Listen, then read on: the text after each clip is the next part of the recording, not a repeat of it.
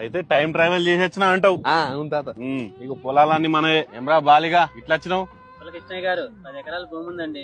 డబ్బులు చాలా అవసరం. మీకు 30,000కి ఇచ్చేస్తాను. ఏడా జూబ్లీ హిల్స్. అంత ఉత్తదే, అన్ని రాళ్ళు గుట్టలు. మరి 3,000కి ఇస్తావా? రాదండి, మురళీమోహన్ గారు 25,000 ఇస్తానన్నారు, ఆయనకి ఇచ్చేస్తాను. అయితే ఆ మనిషికి అమ్ముకో. అది కాదు తాత. తాత తాత మురళీమోహన్ తాత పెట్టావు కదా పెద్ద కోత.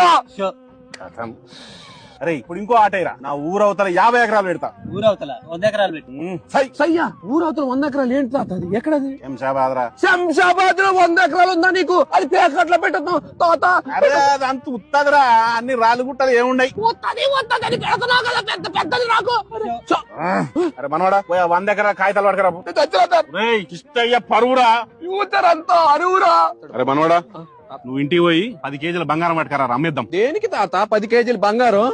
ఆ కులపోడు టీవీ తీసుకొచ్చి పెద్ద సౌండ్ పెట్టి గల్లని తినిపిస్తున్నాడు రా. మనం ఏం తక్కువ తినామా? మనం కూడా కొన్నాం. భూమి కొనరా అంటే కొను, బొక్కలో టీవీ కోసం 10 కేజీలు బంగారమా? ఫ్యూచర్ సంక్ర అయిపోతాం తెలుసా మేము. నీకేం తెలుసు అసలు నా మాటలో? నేను ఉల్టా మాట్లాడదా?